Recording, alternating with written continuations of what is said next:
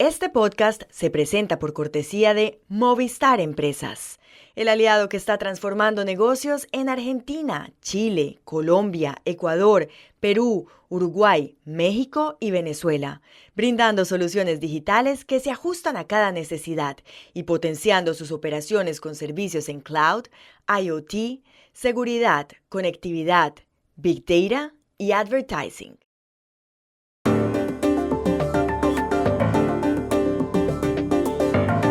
En México se propone y a la vez se descarta la unión de los candidatos presidenciales Xóchitl Gálvez y Jorge Álvarez Maínez para derrotar a la oficialista Claudia Sheinbaum.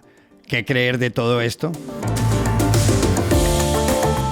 En Colombia, 2 magistrados del Consejo Nacional Electoral han propuesto que se investigue la campaña del presidente Gustavo Petro. ¿Cuáles son las razones? En Estados Unidos, el asesor para América Latina del presidente Joe Biden, Christopher Dodd, dice que a Javier Milei debería dársele la oportunidad de que sus ideas funcionen en la Argentina. ¿Por qué lo piensa?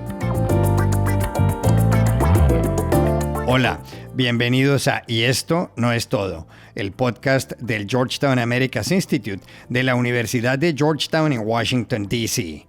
Soy Juan Carlos Iragorri, desde Atenas. Soy Paz Rodríguez Niel desde Buenos Aires. Soy Jorge Espinosa y estoy en Bogotá. Es miércoles 15 de mayo y esto es todo lo que usted debería saber hoy.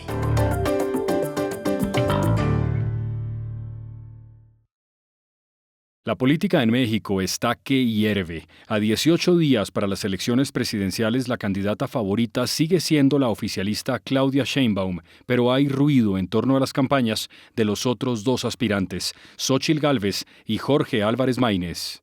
En las encuestas, Sheinbaum de Morena aventaja por 15 o 20 puntos a Gálvez del Partido de Acción Nacional, el PAN, el Partido Revolucionario Institucional, el PRI, y el Partido de la Revolución Democrática, el PRD. Álvarez Maínez, del Movimiento Ciudadano, aparece más abajo. El lunes, curiosamente, el alcalde de Monterrey, Luis Donaldo Colosio Riojas, no se mostró en contra de que su copartidario Álvarez Maínez renuncie para adherir a la candidatura de Xóchitl Gálvez. Sobre esto, el presidente del PRI, Alejandro Alito Moreno, se pronunció ayer. Si antes del tercer debate, el próximo 19 de mayo, Jorge Álvarez Maínez declina en favor de Xóchitl Gálvez y destina todo su tiempo aire en radio y televisión a pedir el voto útil a favor de nuestra candidata Xóchitl Gálvez, yo renunciaré a la dirigencia nacional del PRI y a mi candidatura al Senado de la República. Poco después, Jorge Álvarez Maínez le contestó a Alito Moreno. En un video desde un vehículo en marcha, el candidato del Movimiento Ciudadano dijo que el PRI está desesperado y que él, después de cada debate, crece en las encuestas. Y concluyó con esto. Lo que le pido, Alito, es pues sí, vete tú primero y después platicamos cómo se suman los buenos perfiles que sí existen en todas las fuerzas políticas. Hay buenos perfiles, los incorporamos para el proyecto del futuro. Adiós, Alito. Adiós. De todos modos vas a tener que renunciar por los pésimos resultados que vas a dar. Te van a correr a patadas, Alito. Adiós. Pero, ¿cómo entender todo lo que está pasando? ¿Qué puede ocurrir? Llamamos ayer a la politóloga Carolina Gilas, profesora de la Universidad Nacional Autónoma de México, la UNAM. Juan Carlos, una gran pregunta y un escenario electoral cada vez más interesante. Yo quisiera darte 3 comentarios sobre este tema. El primer comentario tiene que ver con 2 datos o 2 cálculos matemáticos. En primer sentido, definitivamente creo que las encuestas que están señalando una enorme ventaja de Claudia Sheinbaum sobre Xóchitl Gálvez no reflejan del todo la realidad y que la elección de 2 de junio va a ser mucho más cerrada. ¿Por qué? Aquí el gran dato. En 2018, Andrés Manuel López Obrador ganó con poquitito más de 30 millones de votos, que fueron 53% de la participación electoral. En las proyecciones de las encuestas, encuestas que les colocan a Claudia Sheinbaum con un 56% por lo menos de preferencia electoral, eso implicaría que la candidata morenista tendría que ganar más de 36 millones, mucho más de lo que ganó AMLO en la elección de 2018 y lo que se antoja muy poco probable. Segundo cálculo, en 2021 los partidos de la oposición, PAN, PRI, PRD, que hoy promueven a Xóchitl Gálvez, si sumaran a Movimiento Ciudadano, tendrían por lo menos 2 millones de votos más que la coalición oficialista en la elección intermedia. Entonces, eso explica por qué razón desde la oposición, por supuesto que tiene mucha lógica esa idea de juntar las fuerzas y de sumar al Movimiento Ciudadano, al bloque opositor. Segundo comentario sobre eso, esos intentos de sumar las fuerzas, de hacer un solo bloque opositor frente al oficialismo no son nuevos, se han estado dando inclusive desde antes o desde meros inicios de ese proceso electoral tan largo, tan anticipado, donde pues, en ese contexto muy claro que la oposición dividida tiene menos probabilidades de ser victoriosa y que las candidaturas eventuales, en este caso la de Maínez, estarían robándole, entre comillas, más votos a Xóchitl Gálvez que a Claudia Sheinbaum, son muy ciertas. Tercer comentario, me parece que aún así es muy poco probable que esa declinación se dé, por más que Maínez abrió en cierto sentido la puerta a esa negociación, está colocando la posibilidad de que Xóchitl Gálvez renunciara a su favor, lo que me parece una idea descabellada, y que también en general me parece que la opción política que hoy controla el Movimiento Ciudadano definitivamente está más bien negociando los espacios con Morena, apoyando en este proceso electoral a las candidaturas de Morena más que a las opositoras. Así que nada es imposible en la política, pero vería muy poco probable ese escenario.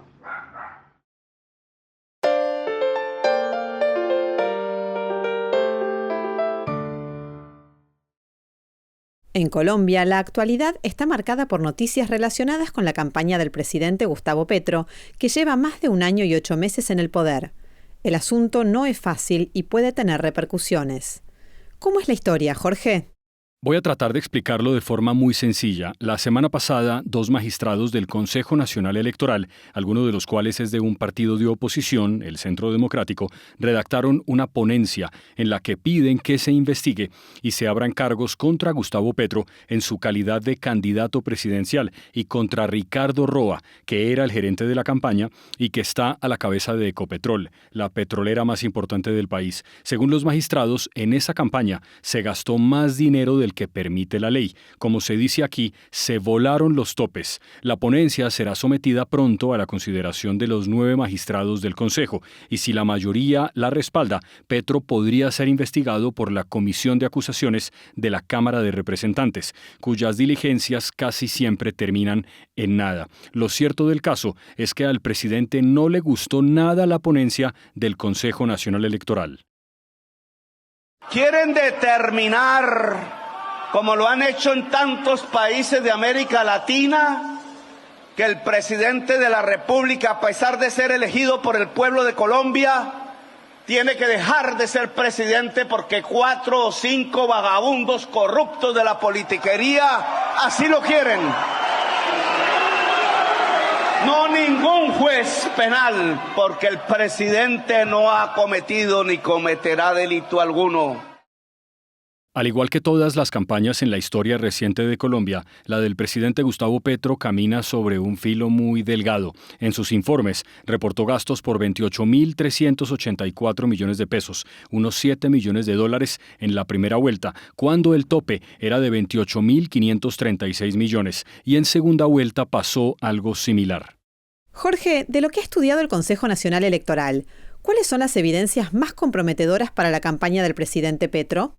Paz, según la ponencia, hay evidencias de una supuesta manipulación de datos sobre pagos que la campaña de Petro le hizo a una empresa llamada SADI, que es la sigla de Sociedad Aérea de Ibagué. Me explico. El gerente de la campaña, Ricardo Roa, contrató en 2022 a esa empresa para que transportara en avión a Petro. Ahora, el Consejo Nacional Electoral cree que algunas facturas pueden haber sido alteradas. Pero miren, por si le faltara algo a esta novela, el avión que fue usado por la campaña, un Super King 300 fue comprado en parte con dineros de una estafa de criptomonedas, conocidas como Daily Cop. Un testigo, Omar Hernández, investigado por esa estafa, dijo ante las autoridades y lo ratificó en una entrevista con Caracol Radio que Roa se reunió previamente con representantes de esa compañía.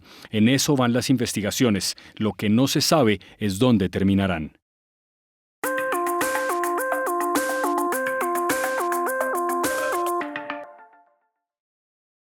Este podcast se presenta por cortesía de Bancolombia y de su proyecto Orígenes.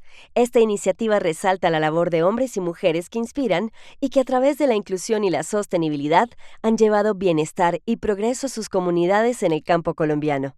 En el banco hemos cumplido 148 años sincronizando nuestro latir con el corazón de un país que progresa de la mano de su gente, a la que acompañamos desde los orígenes. Bancolombia. El lunes, el diario La Nación de Buenos Aires publicó una entrevista llamativa con Christopher Dodd, el asesor especial para América Latina del presidente de Estados Unidos, Joe Biden. Dodd, de 79 años, fue senador demócrata entre 1981 y 2011 y conoce muy bien la región. El título de la entrevista es «Milei debe tener la oportunidad de intentar que sus ideas funcionen». Dodd se refiere al presidente argentino Javier Milei, cuyo gobierno anunció ayer que la inflación de su país en abril fue del 8,8% y que no bajaba de 2 dígitos desde octubre. ¿Por qué Christopher Dodd se expresa de esa forma sobre Milei?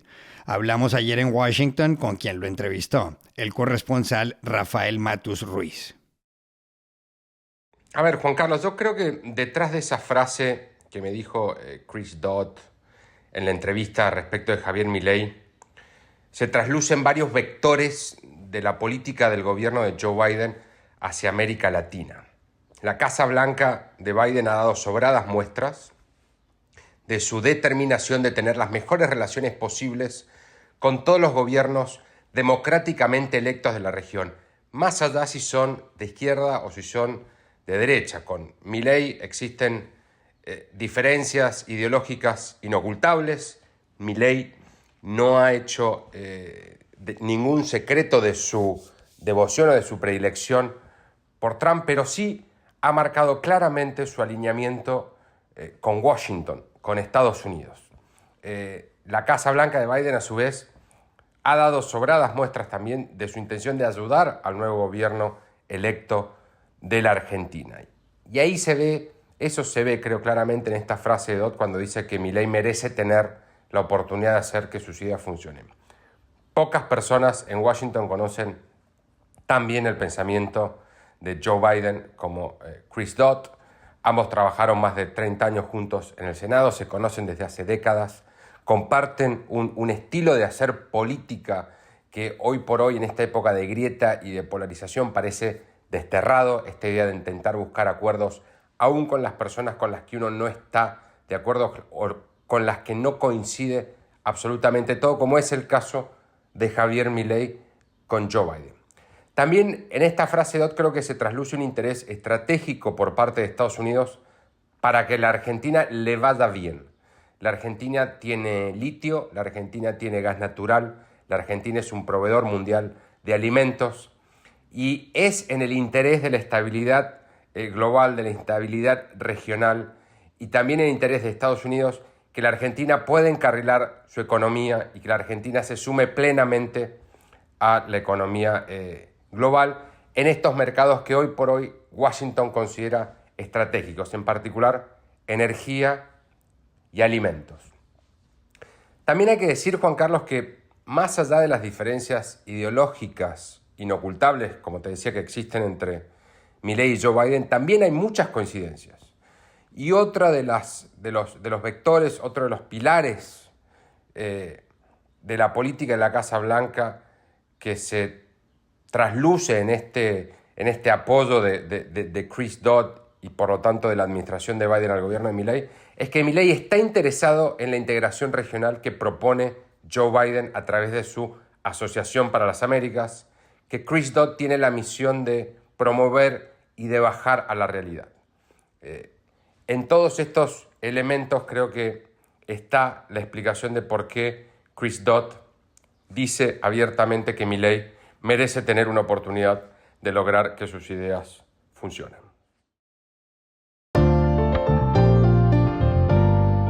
Y estas son otras cosas que usted también debería saber hoy. El gobierno peruano de Dina Boluarte acaba de publicar un decreto que ha recibido críticas porque califica la transexualidad y el travestismo como enfermedades mentales. El decreto pretende actualizar el Plan Esencial de Aseguramiento en Salud. La norma aparece cuando justo pasado mañana se cumplen 34 años desde que la Organización Mundial de la Salud eliminó la homosexualidad del listado de enfermedades internacionales. Varios colectivos y asociaciones le han pedido al Ministerio de Salud del Perú que derogue el decreto. El Parlamento de la República de Georgia aprobó ayer una ley que ha causado protestas. Según la norma, que recibió 84 votos a favor y 30 en contra, los medios de comunicación y las organizaciones civiles con más del 20% de financiación internacional deben registrarse como agentes al servicio de un poder extranjero. Eso dificultará la difusión de su trabajo y facilitará que el Estado las multe. La ley, para algunos inspirada en la vecina Rusia de Vladimir Putin, es un escollo para que el país sea aceptado en la Unión Europea, algo que quieren la mayoría de los georgianos. Un informe preliminar publicado ayer en Estados Unidos por la National Transportation Safety Board, o Junta de Seguridad del Transporte Nacional, concluyó que el carguero Dalí, que el 26 de marzo hizo colapsar el puente Francis Scott Key en Baltimore, se estrelló contra la estructura metálica porque se quedó sin energía en 2 ocasiones. El accidente forzó el cierre del puerto de esa ciudad y causó la muerte de 6 trabajadores. Poco antes, al zarpar rumbo a Sri Lanka, el capitán había dicho, sin embargo, que todo estaba en orden. El FBI tiene abierta otra investigación. Y aquí termina el episodio de hoy de Y esto no es todo, donde siempre habrá más. En la producción estuvo John F. Burnett.